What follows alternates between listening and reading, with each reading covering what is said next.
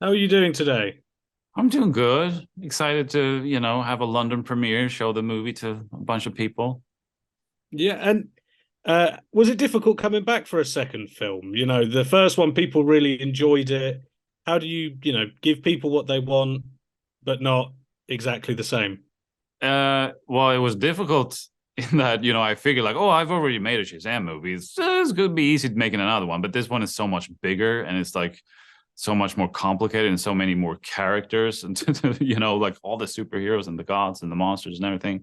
But no, it was interesting as well to, like you say, do something different for the audience. I mean, partly it had to be a little different just because the kids just keep growing and getting older. So we had to sort of lean into that fact of like, oh, they're becoming adults, So we have, Billy worrying about aging out of the foster system and all of that stuff.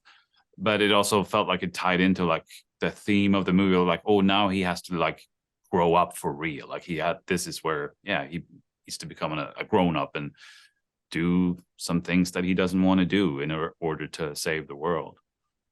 And in a practical sense, shooting just after, well, still during a pandemic, and Yeah. it's a big sequel, was there lots of like code names and secret codes and red tape to get through? No, on this one actually, on the first one, we shot it under the code name Franklin, so everything just said Franklin instead of Shazam. Uh, and usually they do that for every like DC superhero movie, but for some reason this one was just Shazam 2. It just said it on everything, like a signs on the street where going to the locations, just Shazam 2. It's like, well, everyone's gonna know what we're shooting over here. But yeah, I don't know why we didn't get a code name. Every other movie gets one. And you've spent the last couple of years in franchises.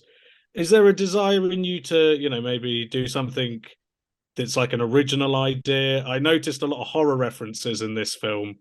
So Yes. is there a desire to get back to horror?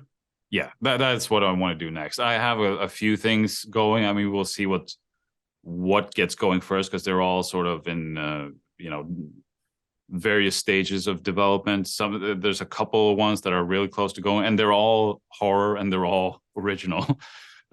So I'm feel really excited about doing that, just because, yeah, like you said, I've been doing Shazam movies since 2017, and they take so long. So I just want to do something nice and quick and like a little horror movie, like And take a little break. will there ever be a horror film involving unicorns? I mean, you could. These the unicorns we have in this movie are pretty badass. I get thinking there should be a spin-off about these scary looking unicorns. Yeah. I mean, yeah, there's a lot of impaling you could do with those big horns. And just finally, obviously, I think a lot of people are looking forward to this film. They love the first one, and there's a big change in sort of like the DC sort of movie verse. Yeah. Would you return for a third one, or are you done with the I, superheroes? it depends on what it would be. I mean, we'd have to talk about it at that point. I mean, I'm so much like just do one movie at a time, So when we're doing Shazam 1, there's no thought of like a sequel or anything. And when we're doing this, it's just focus on this one, make it one standalone movie with like a proper ending and everything.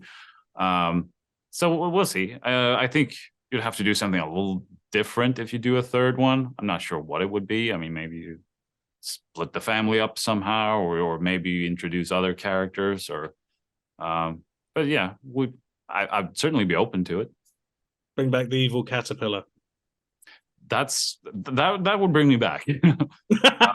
Yeah, I mean, I do want to do more with Mr. Mind because he's such a weird little goofy character. Like he's just a little wormy guy, but he is very dangerous. Well, personally, I hope you do come back for evil caterpillar worm guy. Yeah.